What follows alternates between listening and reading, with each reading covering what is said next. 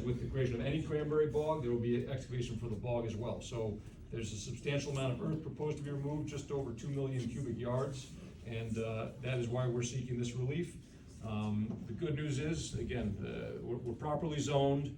We're not adjacent to any residential. I think that your report, Bill, said no residential neighborhoods within 500 feet of any proposed land alteration. So, you know, we view this as a not a disturbance or a nuisance to the neighbors. And of course, it's close to the highway. In fact, that's why some of you saw me here for another project recently. And again, part of the pitch is, well, you know, there's good egress out to the highway via Hedges Pond without going through residential neighborhoods to move the material. So again, we expect that the ZBA is going to impose a litany of conditions if they grant the permit relative to hours of operation, number of trips per day, dust mitigation, oversight and reporting by a civil engineer, bonding, etc. So, you know, again, this is the first stop in the process. We expect that we're going to have a robust hearing process, and the ZBA is going to want some significant conditions imposed as a result of this permitting process. But again, that's the overview. I want to give you the kind of procedural basis why we're here. We'd love your feedback, but I'd like to turn it over to Bill if I could. Can I ask a question? Do you want to hold it until we're done with our presentation, sir? Okay. Yeah, so yeah, I'd like to turn it over to Bill, and he can give you a little more detail about the proposed project. Thanks very much, Rob. I'm Bill Madden from GAF Engineering, civil engineer of record that prepared the plans for Landers Farm. As Rob briefly explained, it is an active cranberry facility, cranberry bogs. These are ocean spray 8 pool bogs. They're the existing bogs are top shelf bogs, and as far as ocean spray goes, they're the better series of cranberry bogs that ocean spray growers have. So Skip came to us. He wanted to expand the acreage that he has up there. As you might recall, the Janine Anderson cranberry bogs that are to the south of the project down here. About 20 years ago, we initiated a project down there. I think it was in the early 2000s, where the Andersons expanded their cranberry acreage there. We went through the same. In fact, that was the last time I was here, is when we were doing the project for her. So the steering committee presentation took place, and subsequent presentations of the planning board and zoning board thereafter.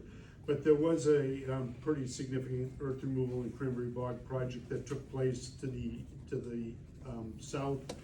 As part of that project, we were asked by the town to indicate what we might be doing in the future.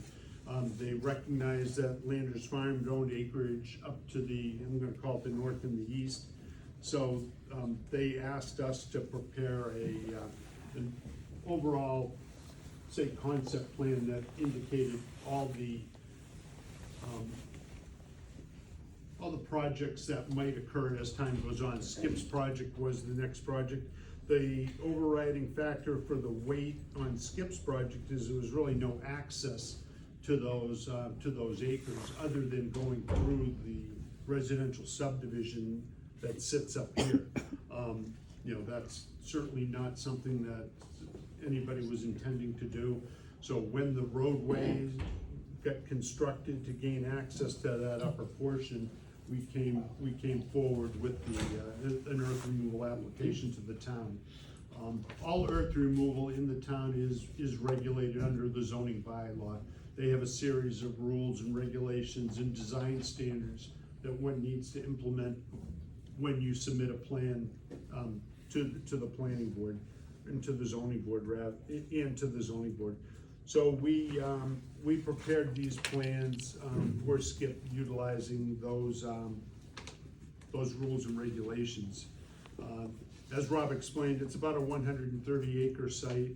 We say that it was a two lot site because going back to, I think it was 2016, when the town was proposing zoning changes that would modify the rules and regulations associated with earth removal, we presented a subdivision plan to the town to freeze the zoning, to lock the zoning that was currently in effect at the time that we prepared that subdivision plan.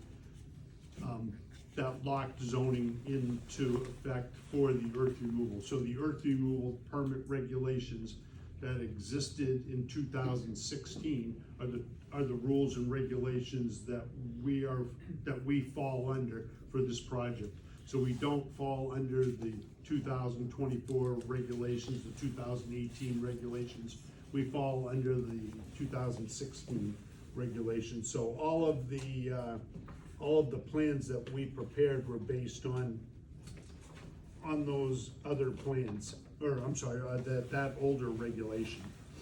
So currently there's about 17 acres of cranberry bog on the property and a 6-acre pond. We're looking to build 9 more acres of cranberry bog and a 6 or so acre cranberry bog. As Rob indicates, the underlying use in the rural residential zoning district allows for cranberry cultivation, among other things. Single family residential, I think, is the primary thing that one sees in that zoning district. So with that, we proceeded with our project design. There's a 1933 USGS quad sheet USGS quad sheets, it's a topographic sheet. This is one of them here. It indicates the cranberry bog acreage. The earliest one that we found in 1933 indicated the Mountain Hill bogs. So they've been there for quite some time. They're an old style bog. I think they're more or less a kettle hole style cranberry bog, where these low points where the cranberry bog was built originally were there. They're full of organic matter. When we renovated the 6-acre piece over here, it was 2 cranberry bog sections. One had actually water on the surface because the settlement that occurred due to the organic matter continuing to decompose and create unfavorable growing conditions. Similarly, on this northeasterly most bog, there's a settlement issue there as well. That cranberry bog has a large water resource in it due to the decomposition of the organic matter that underlies the plant, the growing surface of the plant. So when we see those types of conditions, we know that there's something that needs to be done. The bogs do need to be reconstructed. As part of the reconstruction of those bogs, we show a new 6-acre section, and we show a water supply reservoir associated with that. We do need water to cultivate the cranberries. Presently, the water supply on these for the existing acres, existing 17 acres, is provided through 2 6-inch diameter groundwater wells. Wells are okay for small sites. They're expensive to operate. They can't deliver volumes of water in the manner that we like to see volumes of water delivered, particularly during harvest or winter when we have to flood the bogs for winter protection. So in that regard, that's the major reason why we chose to construct a reservoir. And there's a certain amount of excavation that it has to take place in order for us to get down to the surface of the groundwater. And then below that is where the usable water exists that we're able to pump up, upgrade it, and put it on our bogs, and then return that back to that reservoir that we're proposing. There's no real way to return any water to a well. You just really can't do that. You need more of a low spot. So tailwater is a best management practice. It's a water management measure that's required for new cranberry bog construction in order to obtain credits for other expansions, acreage, or grants for that matter with the USDA. So we're proposing to build a surface water supply as opposed to the wells at the current time. There's a Water Management Act registration on record with DEP. that allows Landers Farms to withdraw the water from the ground for use on the cranberry bogs. It's a registration. It predates the permit program that's presently in place. The permit program is required when 9.66 acres of new or expanded bog is provided. We've designed it to be under that so that we don't need to go to the expense or the permitting effort required with that water withdrawal for the amount of acres that we're looking to put in there. That's pretty much the overview of the cranberry elements on the site. You know, it is sited in a pretty much of a very rural wooded area. The cranberry acreage is surrounded by, you know, white pine, white oak, forested type of upland. There's no wetlands associated with any of the project on our site other than the cranberry bogs themselves. Those cranberry bogs are considered wetlands, but they're also considered land in agricultural use and land in production. So we view it as it's land in production and land in agricultural use first, and then it's BVW secondarily. Once we're done our excavation of the surrounding area for the bogs, all those areas need to be stabilized with topsoil and seed and what have you. So all of the topsoil that's going to be removed from the site would be stockpiled on the site for further use in slope stabilizations. So the slope stabilization is the area around the bog that slopes down to the cranberry acreage. I should show you the existing conditions plan.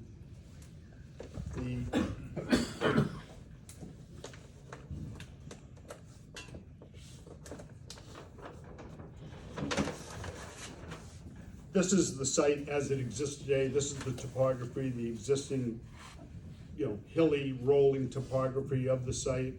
There's that subdivision roadway that we permitted back in 2016, 2018 that comes off of Quail Run. We created two lots that basically split the center of the property. That's why the narrative states that it's two lots, because there's two residential subdivision lots that were created back then. It's really the 130 acre tract of land. This is the 5.5 acres or so that we renovated, and these two areas are the existing cranberry bogs on site. There's two wells. There's one located here. There's one located here. Those are the wells that provide the water for the cranberry bog. This grading in here indicates the roadway that comes up from the Anderson property into the site that didn't exist until, I don't know, what, 5 years ago, 4 years ago, something along those lines. So when we talk about doing our cranberry project, we know that we have to cut, remove vegetation. We need to strip and stockpile topsoil for future use on the site. So that's what the site looks like today. The proposed site indicates an expansion of this cranberry bog down here. This centrally located one has already been renovated. There's no work necessary there. We're proposing another 5.5 acres or so adjacent to the town of Plymouth land, and we're showing a reservoir to be constructed at the end of the road. And consequently, with all this construction, these side slopes do get created, and those are the slopes that need to be vegetated and stabilized to prevent any erosion to occur on the property. When we construct a bog, usually it's in a basin type of a situation, so there's not really a tremendous opportunity for any sedimentation from erosion to be transmitted off-site. We do have an erosion and sedimentation control plan, as well as a dust prevention plan that was included as part of our application, to the town.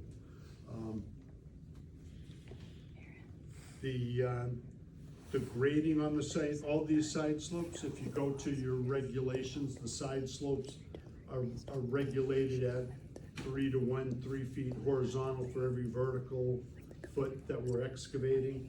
So there's a pretty substantial slope that needs to be created and vegetated on the site, but 3:1 is what the desired design criteria is. I think in the past, we have been able to ask for waivers to steepen up those slopes to as much as 2:1. But in this instance, we felt that it was more prudent just to follow along with what is required under the town regulations. We will, as we said, have to remove the vegetation, trees and whatnot, and we will need to resurface and revegetate those disturbed areas. The areas of the bogs will be restored with cranberry vines. So the bulk of the site, the 26 acres, will be cranberry vines, and there'll be 6 acres of cranberry bog there.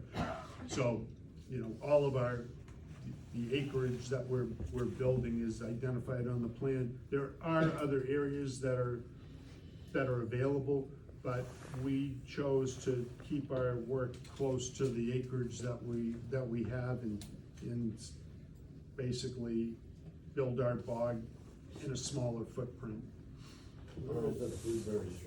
Okay, you wanna finish your presentation, Bill, and we'll take Yeah. questions? Yes. Yes, Otherwise, we're gonna be back and right. forth. the whole It'll get very confusing.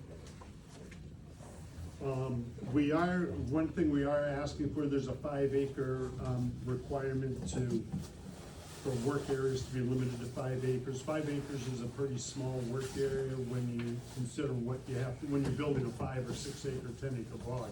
You know, you do need more room to work in order to construct the 5 acres. So we would be seeking some relief from the work area requirement of 5 acres. We are looking to have some more substantial areas open up in the phasing of the project. So to build this is actually phase 1, the reservoir. You know, we need water to cultivate the existing acres while the bogs are being built. We also need water for the new acres when the new acreage gets built. So we're building the pond as the first phase of the work. And if you break it all down and you start to look at what it is, it's about 25 acres. So we're gonna be looking to do phase 1 in larger work areas. It's just much more convenient to get the work done. We're not fighting against ourselves on the site, and gives the opportunity of the builder a lot of room to, you know, bring his trucks in there that need to be loaded, load the trucks, basically for construction purposes.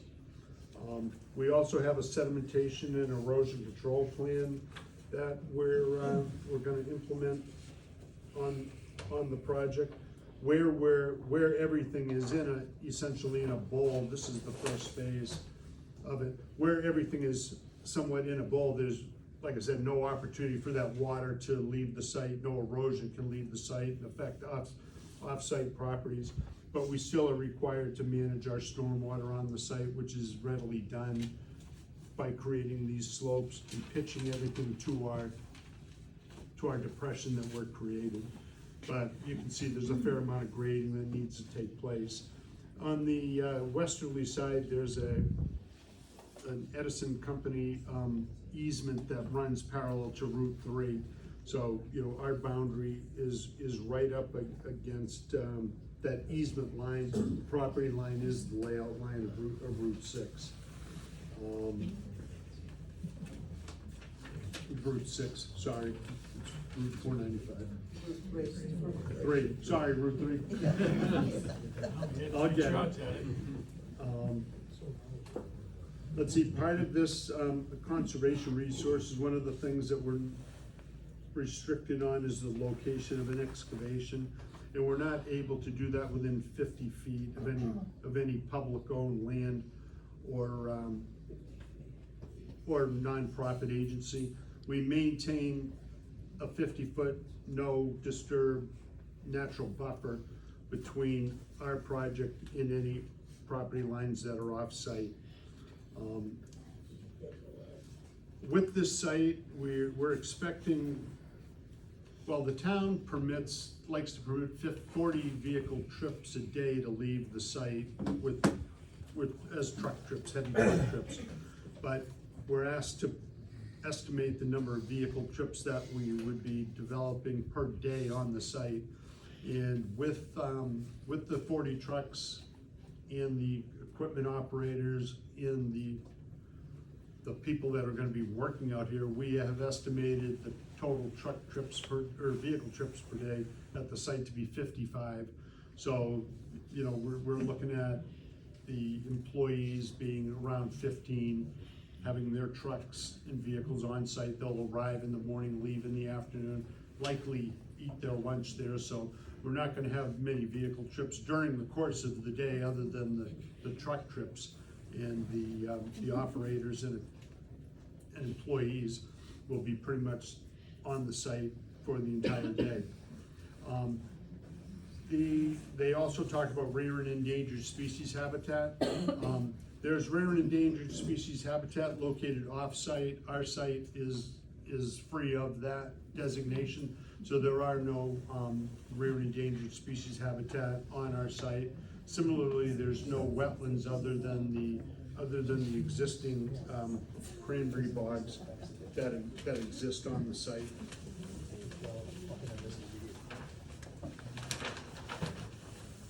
We show the cranberry bog in a 100-foot buffer zone to it. We show, there's where the 50-foot, this dotted line around the perimeter is that 50-foot no activity zone that's respected throughout the project. I spoke briefly about the water on it. There's a zone 2 to a public water supply well that enters onto our project. There's no prohibition to excavation within that area. There are restrictions to that excavation, but we have chosen to stay well away from that, so we're not gonna be doing any work within that zone 2 designation.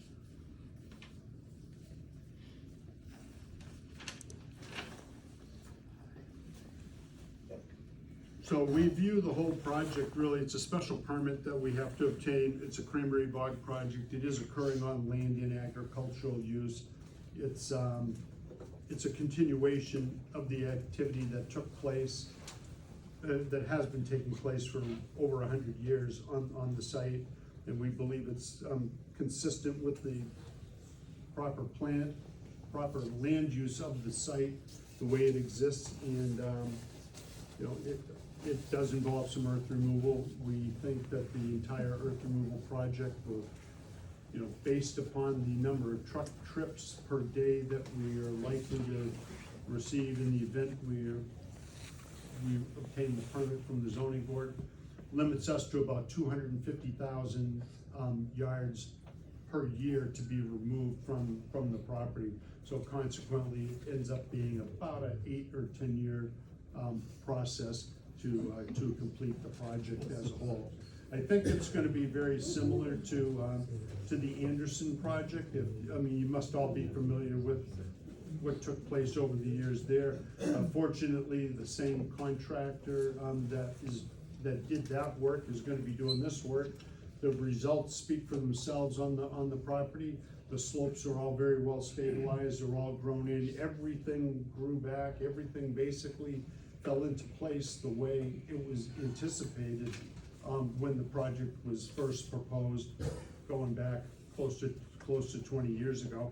So we're looking to see the same type of success with the development and improvement of this farm. So with that, I don't really have too much more to add, and I'm happy to entertain any questions through the chair. Thank you so much. Before we take questions from the audience. Yeah, we can ask questions. Is this gonna be organic cranberries?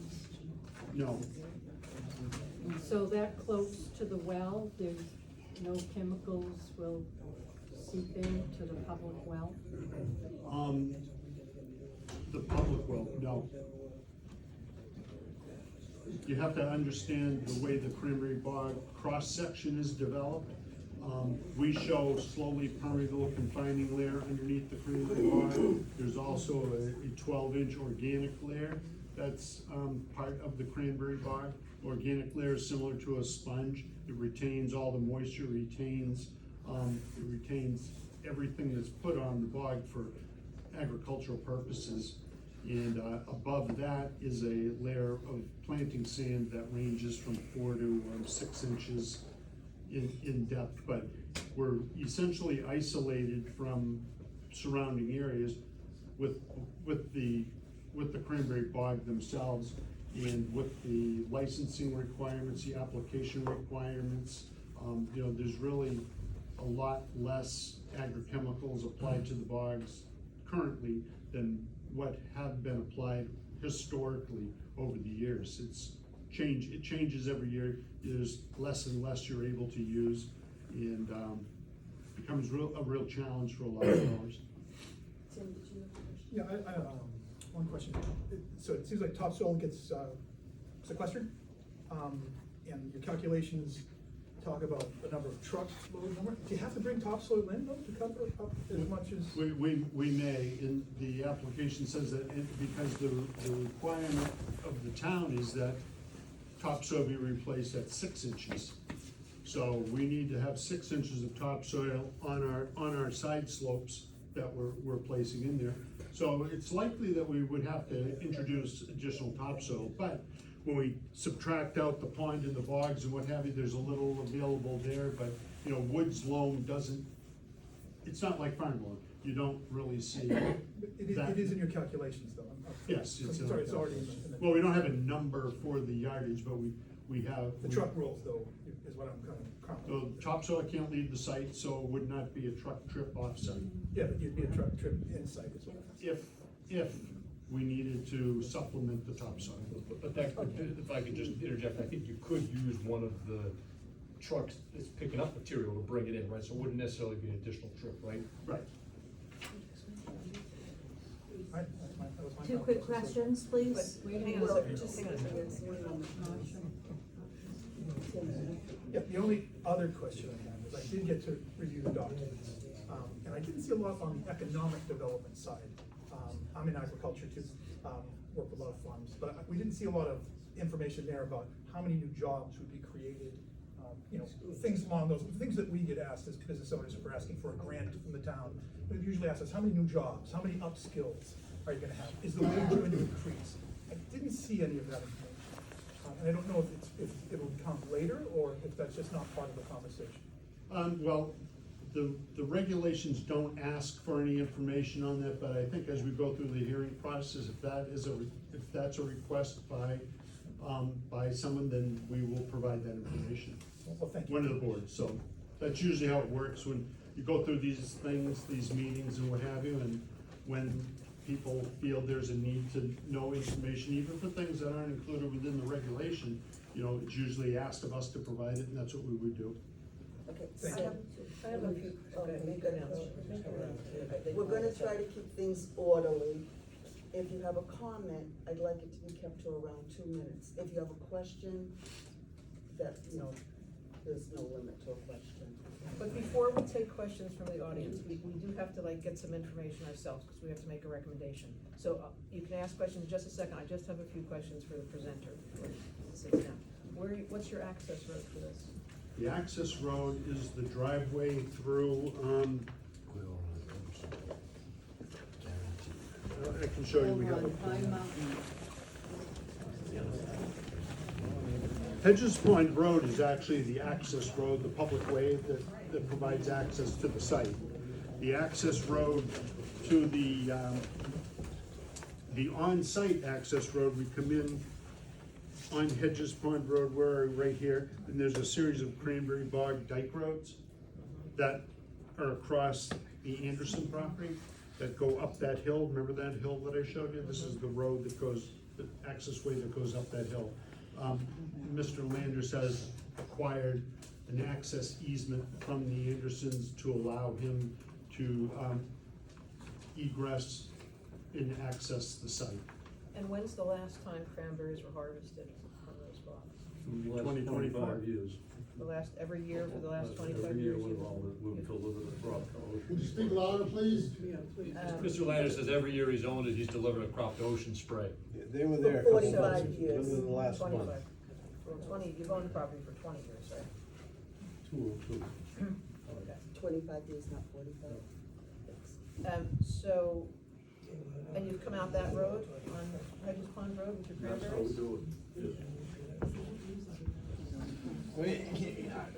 See, so, hang on a second, folks, You gotta, hang on a second. please, let the You d- committee no one- ask I their understand, questions, but then they'll go Chair back of to the audience. The chair of the committee will allow people to speak, That's okay? This fine. isn't a shout out, all right? We have a I'm job to get some not in, trying to shout out, I just listen, wanna make sure that Yes, you'll have- the statement that was made you'll have an, is incorrect. not right now, but you'll have an opportunity to speak, okay? So why do you need to remove 2 million, cubic yards of sand from this To property? create the reservoir and create the bogs. It's- And how much sand was removed in the Anderson project 20 years ago? That was finished in 2017, and we took nearly 2 million yards out of there. And what do you do with the sand? So what do you do with the sand? We sell it all over eastern Massachusetts, sell it to other cranberry growers, to multiple public works jobs. We have a concrete business that we sell it to heavy civil construction. Beach reclamation, this year we did, beaches up and down the coast. That were- So is the sand removal really incidental to a cranberry It's what? project? Is it really incidental to a cranberry project, or is the real project the sand removal? And the cranberries just sort of. To do what we have to do. With the removing. Come on, guys, you Speak know, up, please. If any, you know, we can eject anybody from this meeting who isn't civil, and we will do it, okay? Everybody wants to talk. Okay. it's hard to hear when everyone's chirping in the audience, guys, come on, Okay. just let everyone speak and everyone get their turn, that's just common courtesy. So, you said a minute ago that it's the, primarily agricultural and secondarily something W. What was that comment? No, the surrounding area was agriculture, I think, and residential. Okay, all right. Could I reply to your comment on, Sure. about why we have to remove some of the earth? If we look at what our elevations are of the existing bog, if we want to integrate new acreage with old acreage, you like to flow water through section to section and deliver it like to our tailwater pond at the end. So we try to get down to an elevation that's reasonably close to the existing cranberry bog, grades that the current bogs are set at. So those are set at like, I don't know, 78, 76, 75, something in that order of magnitude. And the surrounding grade might vary from 90 to 130 feet, maybe more.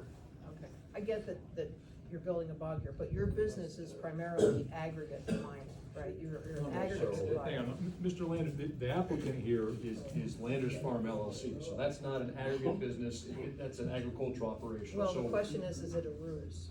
So I think that's what it's on everybody's mind.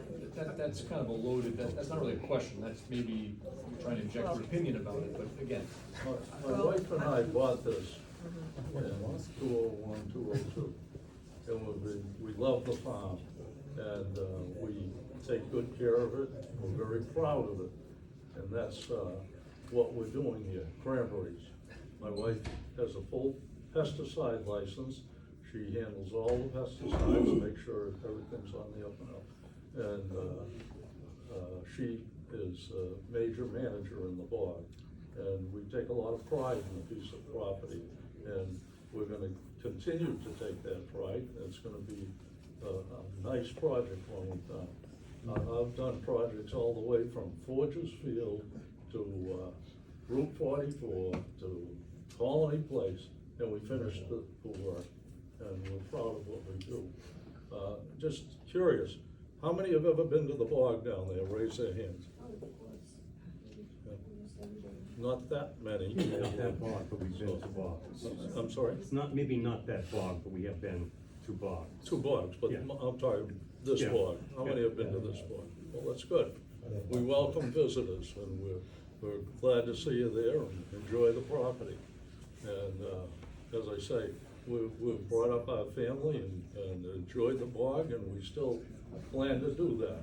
So, we're not gonna leave any sort of a mess or any of that. That's not my style. I think another concern that a lot of people here have is the traffic that's going to be occurring with this. And we're talking about 40 trucks a day of sand? No, 55, the 15 other people, not trucks, right? Necessarily trucks, 15 employees' vehicles. 40 heavy truck 40 trips per heavy day. PA Landers trucks. Or 40 truckloads, is that what we're talking about, or 40 trips? 40 Is that round the- trips. 40, That's how the So- bylaw measures, round trip. so that's 80 trucks.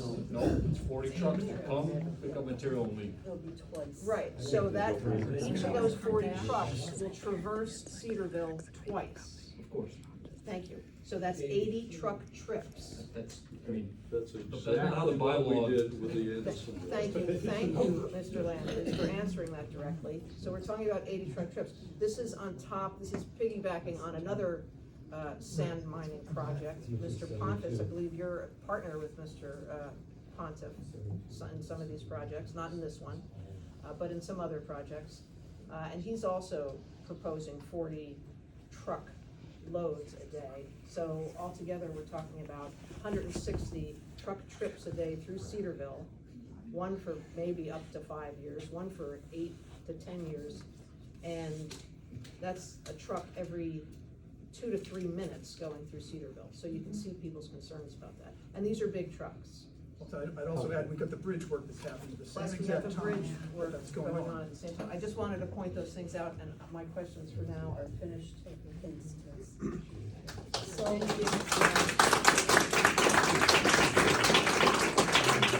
Yes, You wanna stand up and Yes. identify yourself? Thank you. I'm wondering in the take a fertilization, name and address. excuse me. So that instead of- Yeah, we'd like you. I We live need to know who in, you are. my name is Diane Barrett.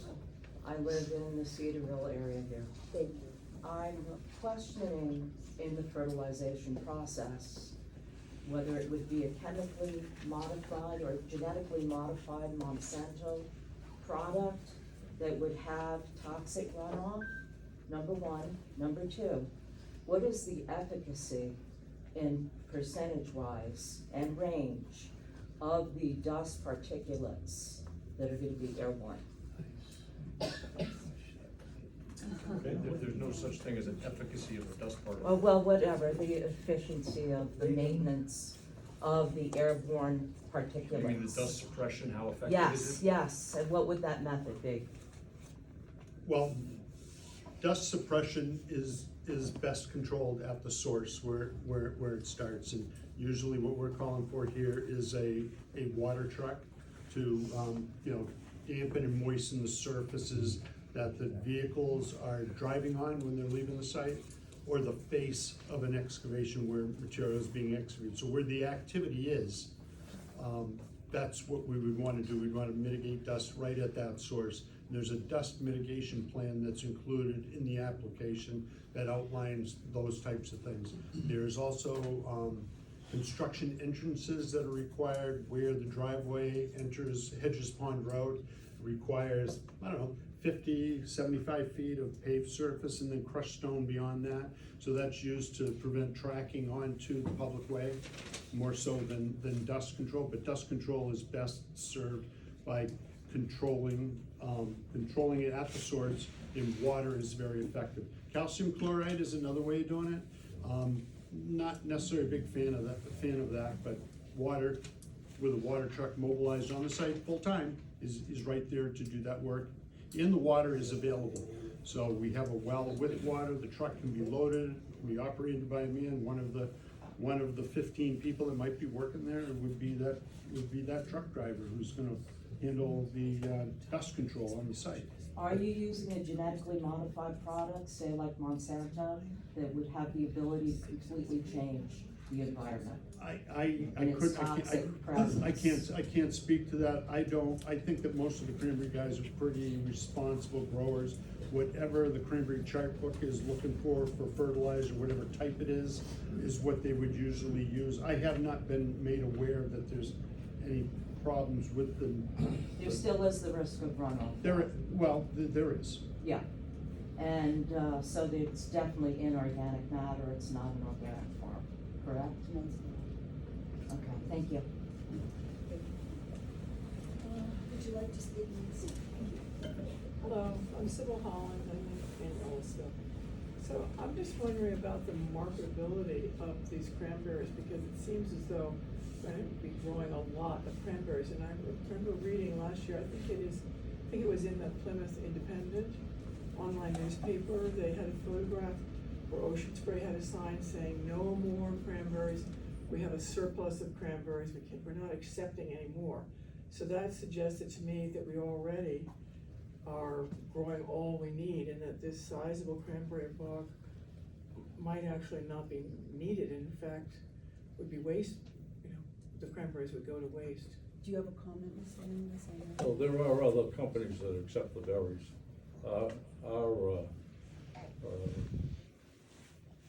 We have currently bogs that are contracted with Ocean Spray, and that bog has been, they'll take everything we've got. And, that, I didn't hear that there was an overabundance of it. Well, I think they've stopped accepting them, and they had put a sign up on what looked like a gate, an entrance to their I'm not aware of that. facility, yeah. I'm not aware of that. They accept ours.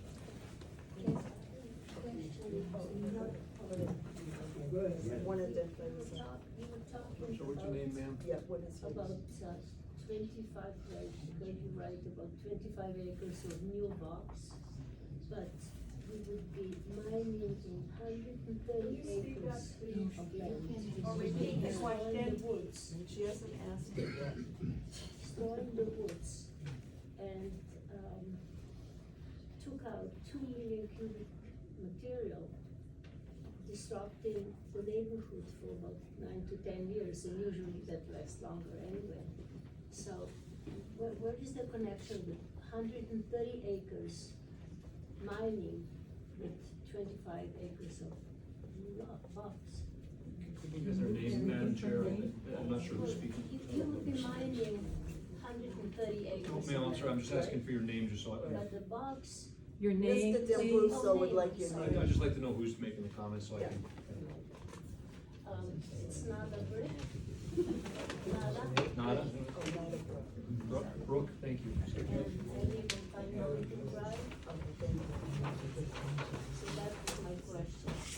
130 acres mining, but only 25 acres of So, you want me to take a cut at it? Bill, Can someone repeat the question, Yeah, I- please? She's asking why 130 acres need to be mined when there's only gonna be 25 acres developed.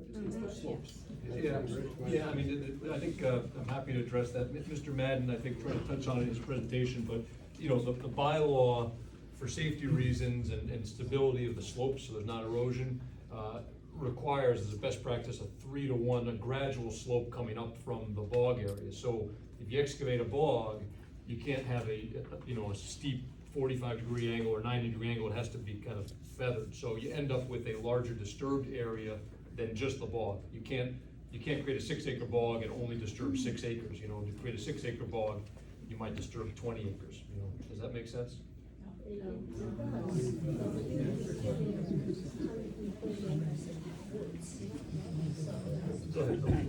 That's not an accurate statement. The parcel of land that we're working on is 129 acres. Not all of the land is being affected by this project. We already have about 25 acres of existing cranberry bog on that, out of that 129 acres.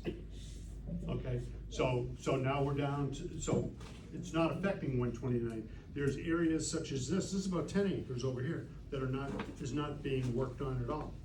There's another area over here, from here, that goes all the way down to Janine Anderson's property, another maybe 20 more acres, so the 129 acres of forest clearing is just an inaccurate statement. I don't know where it came from, it's not Yeah, accurate. well, it says Yeah. that here.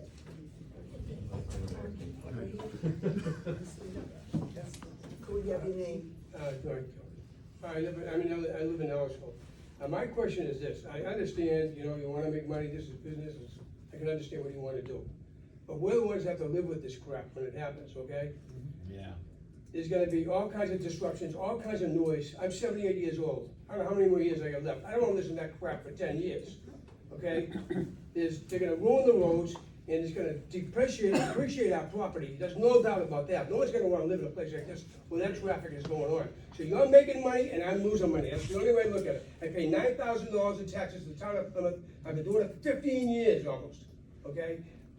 Good luck to you making money, but I'm losing money, okay? And it's gonna be a terrible way for me to have to live, to listen to trucks going by all day long. And if I ever wanted to sell my house or leave it to my children, it's gonna be depreciated because of the crap that's going on. No one's gonna wanna buy down here when there's 100 trucks going by back and forth.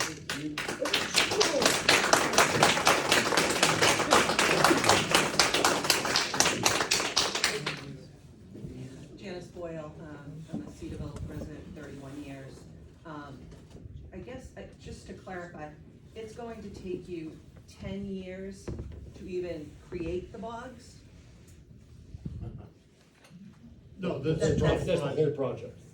So you've gotta remove everything in order to create your bogs, so it's going to take approximately 10 years to clear and prepare the new bogs? Well, it's phased, right? So you start to excavate, and then you plant and stabilize the slopes, establish part of a bog, and you move on to the next. Right, so you're gonna be removing, over the years, but you're projecting 10 years. That'll be the for life of this. the whole project, correct? Okay, and then while this is all going on, are the bogs that are in that area still usable, if you have to hold off at that point? The existing bogs? Yes, Yes. so you can continue to There'll use still them? be, active agriculture on the existing bogs, if that's your question, yeah. They'll still be harvested and maintained. For 10 years? Yes, ma'am. Can I just clarify, are you coming from Hedges Pond Road? Sorry, what's your name, ma'am? Well, I don't know why you have any right to my name. If the government Well, we wants to would know like my to- name, if the public wants to know my name, my name That's is Carol basic Bates. I don't protocol at any consider open that you meeting. have any right to it. My question is, well, if you wanna be aggressive, I can be aggressive right now. I'm just asking for your name, I'm not gonna come to your house, I'm just wanna know who's speaking, that's all. I have no idea. Are you coming off Hedges Pond, or are you coming off Quail Run, or both? Well, like I previously said, like 3 times or more. Hedges sorry, Pond no. Road is Can you the say it access, before? is the public way. No, Hedges Pond Road is the public way that will provide access for the trucks And onto what's the site. happening on Quail Run? Nothing. You mentioned it several times. I in the mentioned Quail presentation. Run only for reference to the definitive subdivision plan that was done to freeze the zoning. Had nothing to do with the Cranberry project or the earth removal. It was just some reference of material, information that I thought might be helpful for the people sitting here to understand. Hi, Jennifer Boss here. I live on Quail Run. And every October, I witness them coming through our neighborhood with the trucks to harvest the cranberries. And it's usually like within a week, but it's disturbing. And what you're doing is like almost in my backyard, and it's pretty sad. All of this, by the way, is in my backyard. In a couple of years ago, he decimated that whole hill when you're going up 3 North. That created brought so much noise into our neighborhood, because we can hear Route 3 now. Absolutely. So that's another factor, is all the noise around. The trees are all gone. You ruined all the trees. When we moved into, we live in 67 Quail Run. I'm gonna tell you this. It was a beautiful place when I moved there. when I was on a Saturday, if it was a busy week and Route 3 was crazy because of traffic, I didn't hear that traffic. You moved and killed 20,000 trees in that area, moved all kinds of sand, and now I hear every bloody car driving down Route 3 every Saturday, all summer long, because of the removal of the crap that you took out of that area. You know, and I agree with the gentleman that said, yeah, a little while ago, you're a businessman, you are allowed to make money. I totally get that.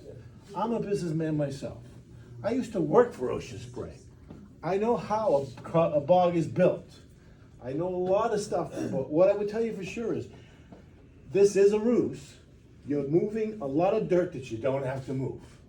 All that dirt that you moved on that hill didn't have to be moved. You sold that dirt. You sold all that sand. Understandable, you're a businessman, and that's what your job is. But that's what this is. Please do not give me the line that, oh no, we're an agriculture company, and that's what we're doing. You're gonna take a bunch of dirt out of there. We're gonna hear more noise from Route 3 than we hear now. And that's the bottom line. I'm sorry, whatever you wanna say about it, that's the bottom line. 67 Quail Run, Ellisville, Randy Labossiere. Sure it's not Cedarville.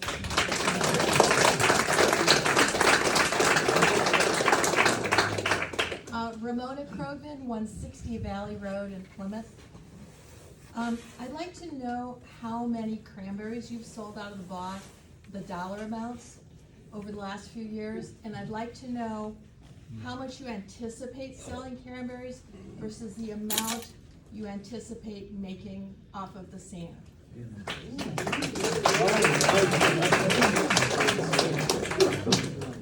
Last year, we sold over 3,000 barrels, and the crop was,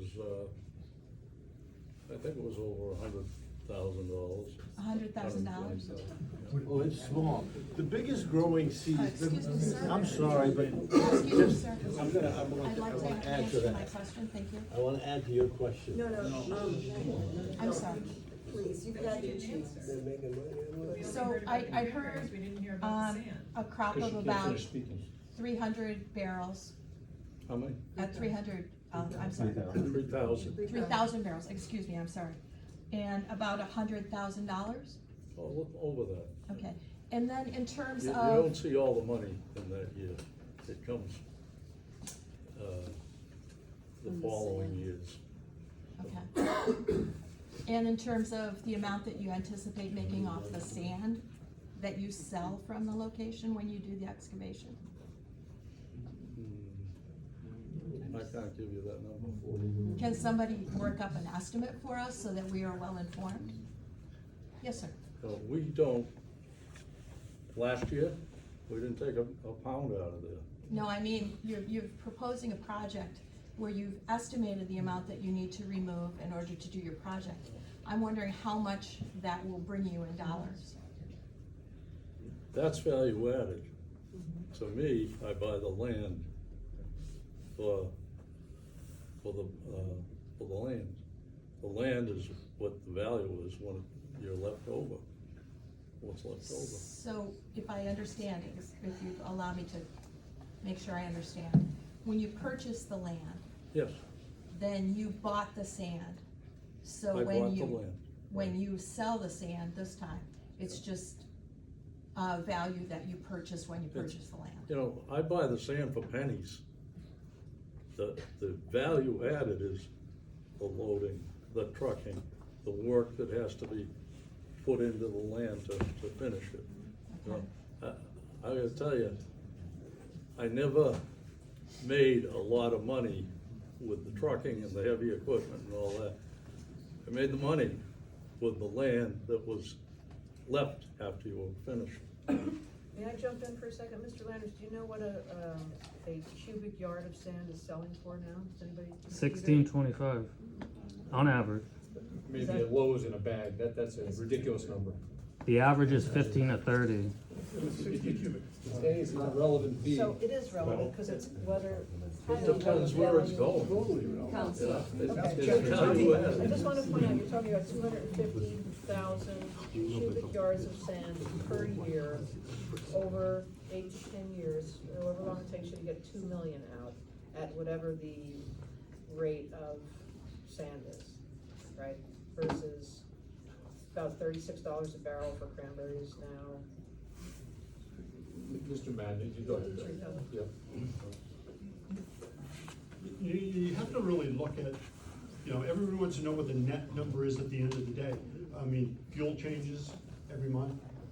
The fuel costs are huge, the labor costs are huge. How much does it cost to get that material? It's not $16 a yard, I mean, the cost to obtain that, to get that material into a truck is pretty substantial to get it there. The other thing to consider is that when the cranberries vines are planted and they are growing, what do we have for cultivars down there? Are we now planting with stuff that grows 300, 400, 500 barrels an acre versus 100 or 200 barrels? And how many years does that cranberry bog produce those berries? These have been producing berries for over 100 years. So when we start to look at these, we're talking about these paybacks on the effort to build the bog, it's. The question wasn't answered though. I mean, the question was very cut and dry. She's looking for a ratio of understanding. Is that clear? Does it sound like a Yes, ratio? yeah. How much on cranberry? Yes. How much on the other? I think she's addressed it 3 times. Because it's indicating. But they haven't been sold, it's a commodity, we're But years let's out, not you get- can't let's not get lost in the weeds, you can't though. put a value on I what's could gonna ask be sold. ChatGPT right now. Well, then go ahead, And it then why are you told me- asking us? It told me, but I'm asking you directly. AI knows the answer. Yes, for my question is because we're dealing with a company who's a mining company who is also dabbling in agriculture, and we need to understand the motivation of the project. We need to have it upfront, whether this is a mining project or building a cranberry bog. And one way to determine that is where the money coming into the Landers Company is coming from. Are they doing this for the sand? Or are they doing this for the cranberries? And I think it's fair to get those. Once, I mean, I guess what I respond is, I don't think I've ever seen a developer asked by a board member or maybe even an audience member on any project, condominium, subdivision, what the motivation is for the project or what is expected. Welcome to Massachusetts. People don't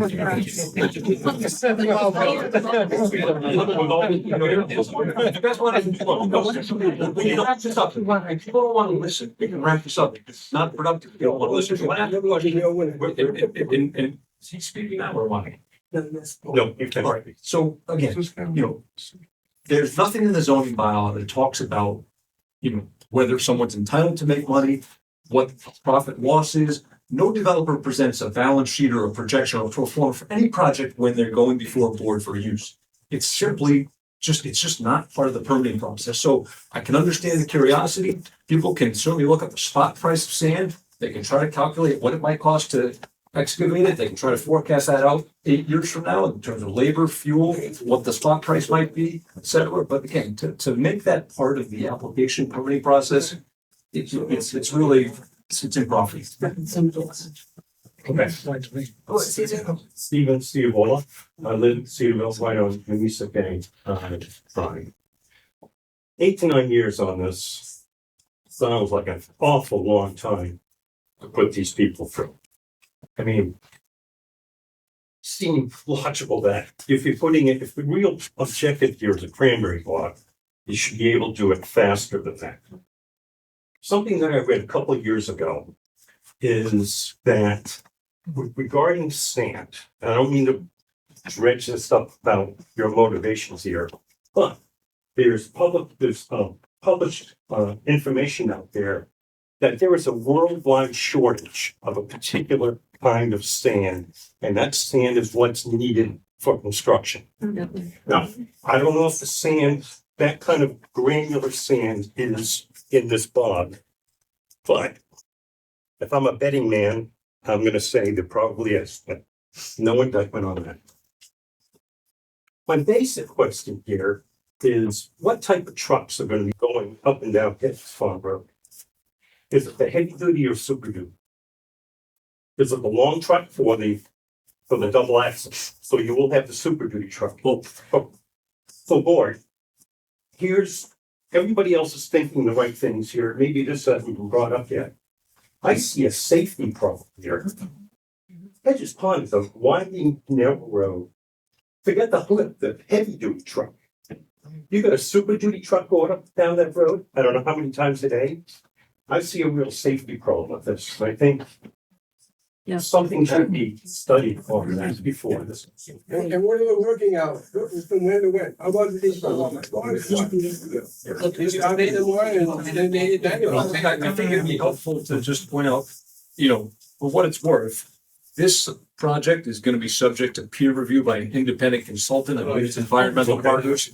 So they're gonna, I mean, as much as the audience scrutinize this, and rightly so, look, if it were my backyard, I'd have the same types of questions. I guess what I would tell you is, not only do we have a long road ahead of us in terms of permitting, this is probably not gonna be one shot at the planning board or the zoning board, but there's also gonna be this independent peer review. And believe me, these are professional engineers who are being paid by my client, but they report to the town, they're engaged by the town, not by Mr. Landers. They're gonna hit all these topics. I'm confident, because I've been through this. That's what they do. They don't glad hand projects. They're really paid to be critical of projects. That's the job of a peer review consultant. So again, I'm not being dismissive of any of this, but I guess what I'm trying to say is, I think you should be assured that there is gonna be a professional review of this. A lot of the types of concerns that are being expressed are gonna be pointedly made by the environmental consultant. Just thought I'd put that out there in case it wasn't in the domain. Can I bring something to the attention of the committee? You can go online today and you can pull up an article by PBS that was done on October 2nd. And it's done on a project that is very much related to this project. It's a bog in Carver, and I might be pronouncing it wrong because I'm dyslexic, but it's Wankinko bog. It's a very large cranberry bog. It's on 500 plus acres and it's owned by 80 acres. Okay, that it's at 46 Federal Road and it's zoned for agricultural use. Digging is legally permitted as an agricultural project. And the project was permitted to expand the footprint of the cranberry bog, as well as to create a pond to capture runoff. Okay, they've been digging at that pond for over a decade. And there are still no cranberries planted. And all the while, it was allowed to haul 50 trucks of sand a day. They are saying that the commentary on this is that this agricultural permit is just a cover for a lucrative business of removing the sand to sell it. The company sells it to golf courses and construction projects through a subsidiary. Thank you. So can I just finish two more things about this? That's really, really important. There are no wetlands. The reason why you guys want to build the pond and do all of that is because you're creating wetlands.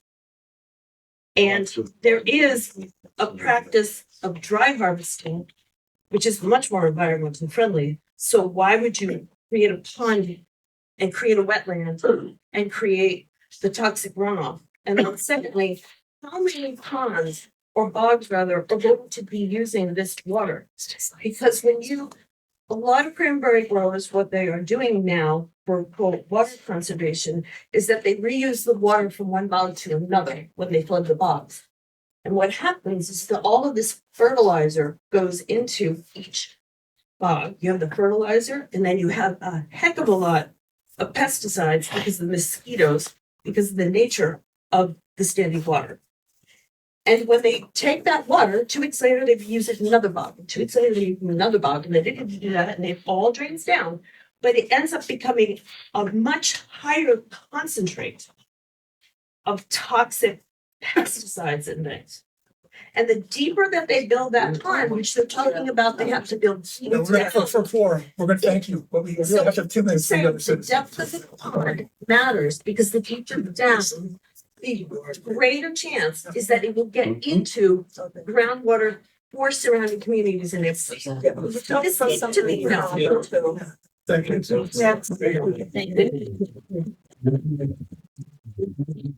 Dave Connor, I live behind Shaw's. My question is, you've got Hedges Pond Road coming out under 3A. And you've got another road across the street from it. And it's just kind of ugly. You've got traffic coming off the highway, traffic coming down 3A. Some of the traffic coming down 3A cuts through CVS instead. Yeah. Gets on. Are you gonna put a set of traffic lights on the end of that road to help the traffic? I don't think there's any plans for anything. That's what we. Even with the active study right now is all that we can. With all that additional traffic? There is an active study that the town is funding. We did have a meeting several times back where they came, there's active studies going on right now, but no consideration. But thank you. Mr. Centerville.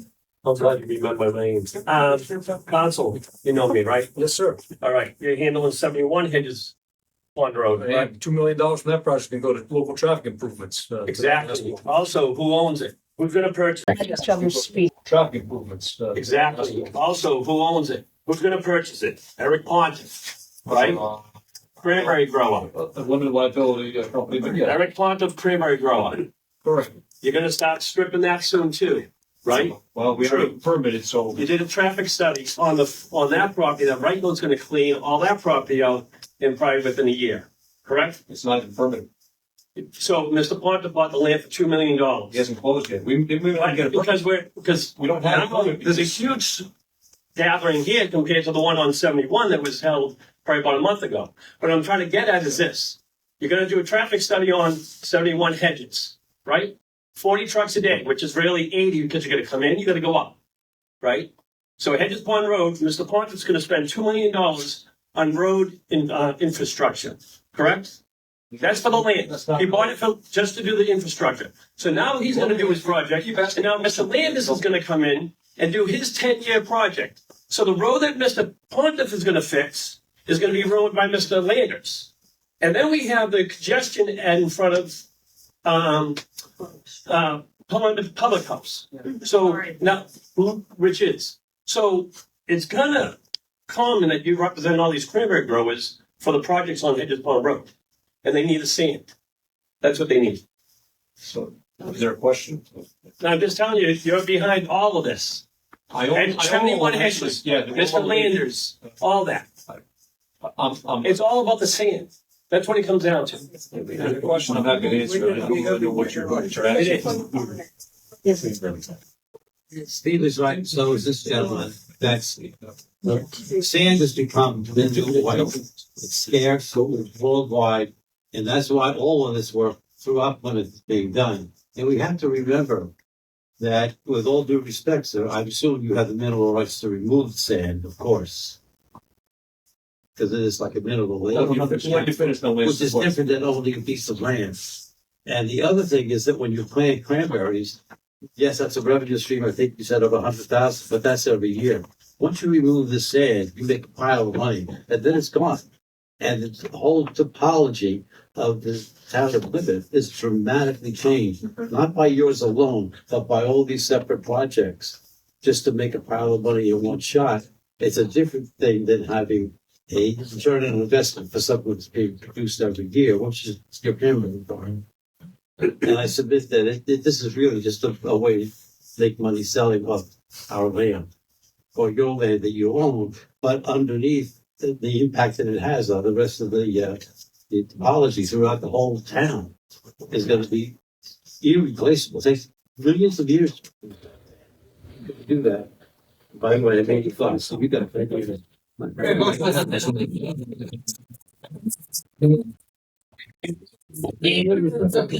the chair, my name is Paul Smith.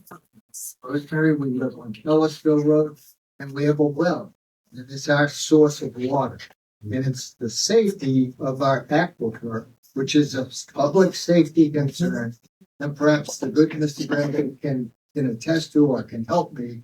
But we're in very close proximity to the old Cedarville landfill, which operated for over 100 years, and then was capped and then has monitoring wells around it, that spreads to this day, ending up in the ocean, okay? And there are whole neighborhoods that have public water that was paid for by the whole town of Plymouth, okay, for those people affected by this plume.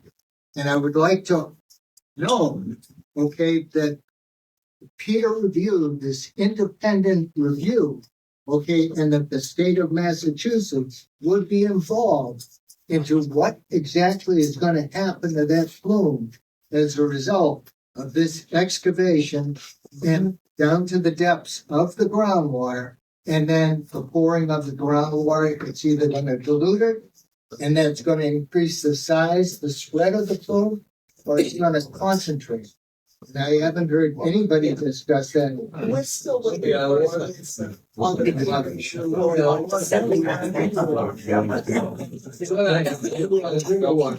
Is that response, Counselor? Respond again. He's asking you. Well, if it's not, you can take a cut at it, sure. Just please keep it down so we can respond to that question. Thank you. Just as part of the application that we submitted, we provided a groundwater contour map that came from a USGS study. And it indicates that the groundwater tip is running more in the southeasterly direction there, correct? Okay. So it'd be away from the Ellisville Road, I think, it'd be down gradient. No, we are on the edge of it. The town put in municipal water halfway down Ellisville Road and stopped before us and our local neighbors, okay, because the monitoring wells showed, verified that it hadn't gotten that far. But right up the street from us, okay, and you're gonna be removing a lot of soil, you're gonna change the contour of that groundwater aquifer. It's not all your water, it ends up being our water. Right. So we'd appreciate it.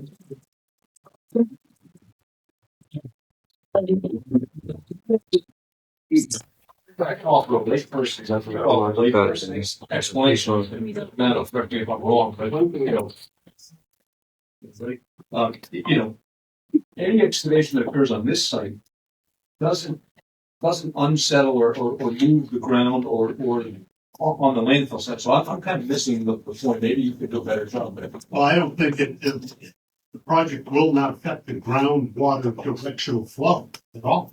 We're not, No, it can't affect the direction of the flow, but it can affect the quantity and the makeup of that water. Yeah, the engineering department certainly is gonna review it, their consultant will review it, I mean, again. And will you promise us that the state of Massachusetts, which monitors that waste site, okay, will be informed of it and will monitor it and continue to monitor it? The landfill, sure, I mean, I can't promise. No, because the landfill is downstream of, and you're putting water into the flow of the groundwater. We're not adding any water to this, that's not the way it works. Phil, you wanna explain the kind of You're hydrology? changing the contours of it, you're changing the topography, certainly the square footage That's a bulk of presented water. to the sky is different than it was, or it is today. I think during the peer review, all the questions you're asking will be reviewed and asked for by the planning board and or the zoning board. So that information will come at a later date through the peer review. I understand your question as far as groundwater mounding, the hydrology, the flow of the water, which way it goes, southeasterly, northwesterly. Mr. Grandy, I trust you as our elected representative. I don't know these men. Right. So I would hope, I would expect, okay, that you'll be watching out for our interest. This is why I'm here, so I can hear what you people have to say. I wanted to let you know that there's a peer review that has been done on 71 Hedges Pond Road. And we're waiting to hear the results of that because we were very concerned about the changes in that road. We haven't heard the results yet. Everybody's anxious to hear. Madam Chair, may I just make a brief remark? I think just, again, maybe put your mind at ease a little bit. Again, I understand the concern, certainly relative to traffic and other things, but in terms of the use on site, this is not a noxious use. I mean, there's no septic system, there's no discharge from this site into the groundwater, you know, this is, I mean, farming, Sand is a filter. Sand is a filter. You're gonna let you talk about it. That is a filter is correct. Yeah. Yep. Well, all. Let me speak. All right, so you got me off track and my thought in mind again now. It's very important that you go to the planning board meeting also and the zoning board of appeals.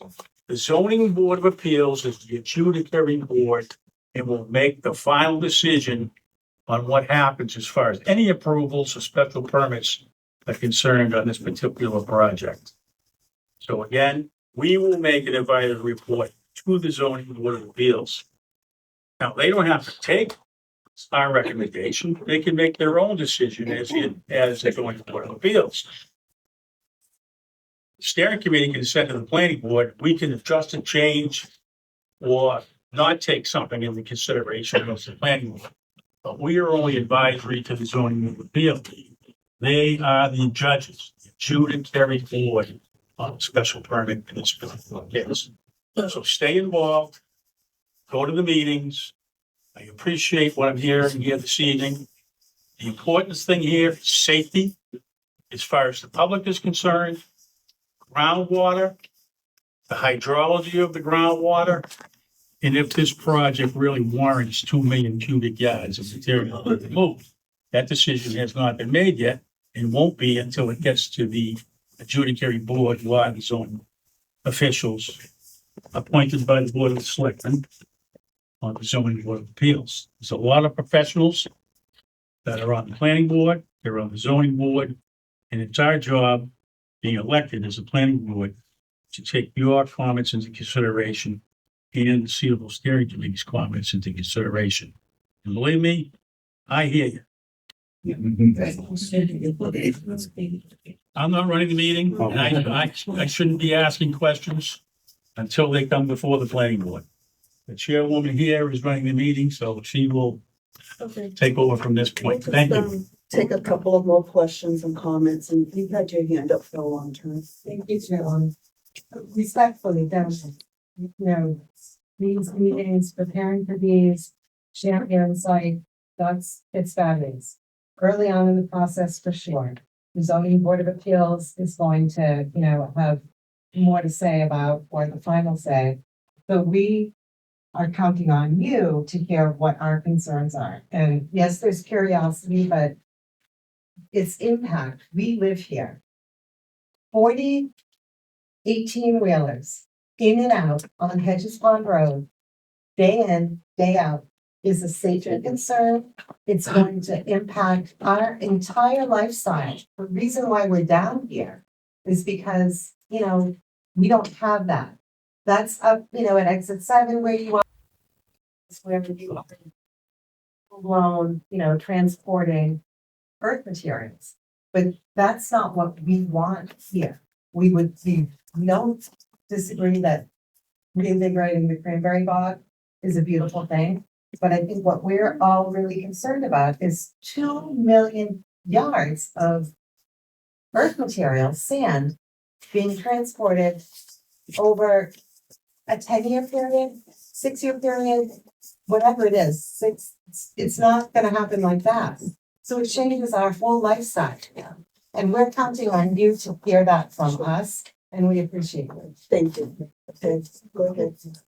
Is the project limited to simply removal of the sand, or will it be processing equipment on site, conveyors, shakers, and all that noisy, dusty equipment? Well, we haven't really got to that point yet. I think that. So yes.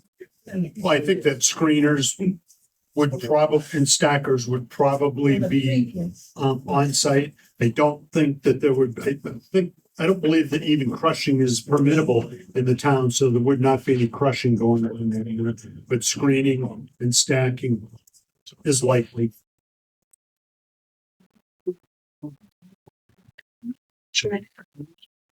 Good evening, Kevin Mills, town meeting member, precinct 9. I just have a comment to alert attorney. He made a comment that we don't have a privilege of questioning the motivation on this project. Well, I think we do because you brought in the motivation that you're here for agricultural purposes, when that is obviously just a sheep in wolf's clothing. So you're the one who brought the subject up. We have a right to question. I'll be seeing you at other meeting. We have to propose a use, that's part of this process. Oops. I'm concerned with safety, as you brought up. There were two recreational sites farther up the road. And you see children on bicycles going right by where you'll be working, no sidewalks. This is a very big concern. The kids, they don't understand. So I think it should be considered somehow or another, and it's a safety issue. It will be considered. All right. John Dwyer, I have a question about this concept of peer review. Who picks the peers and who pays for the review? Is it the town picks, we pay. What? Can you expand on what you just said and actually tell us what that means? It sounds very sarcastic. I'll try to say it again. The town planning department selects the peer review consultant Okay, and they send the invoice to Mr. Landers. yeah, so is it one person or is it? It's a firm, it's an engineering firm. It's an engineering firm that the town picks. Okay, I just want to understand it. Thank you. Man in the green now. Thomas in Cedarville. Was this the only plan that you put together to build a cranberry bog? Or were there other thoughts as far as instead of trucking anything offsite and digging all the way down to the first cranberry bogs, why couldn't you just kind of level it all out, move no land offsite and have all the cranberry bogs you want? We didn't evaluate, the cut and fill type of. Because I feel like that would be the best bang for the buck, wouldn't spend any money on trucking. So you would just be doing site work. Excuse me, I can't hear when people are talking in the crowd. So you wouldn't have any moving of materials offsite. Everything would be done on site. That would eliminate the safety concerns we have. And then you'd still be able to build your cranberry box. I think that would be great for everybody. And then no material will be moved off-site. You could work right on site, build all the cranberry bogs. You might even be able to get a little more acreage out of it without having to have all those slopes.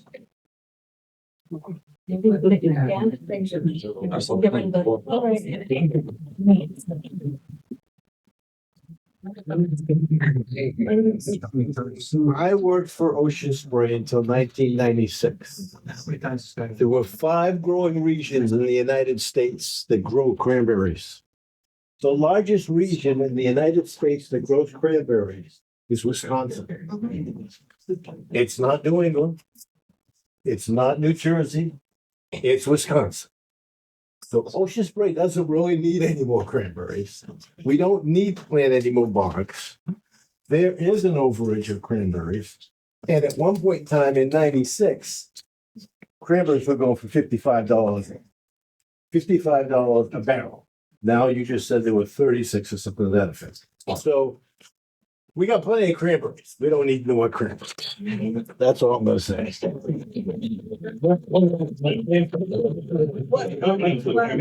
One last simple question. Speak twice. This is not unimportant. This seems to be moving awfully fast. Please clarify the timeline.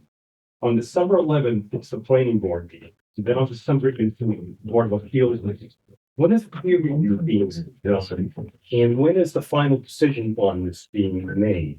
If all the questions aren't answered at the planning board, may request a continuance. The same thing can happen at the zoning board of appeals.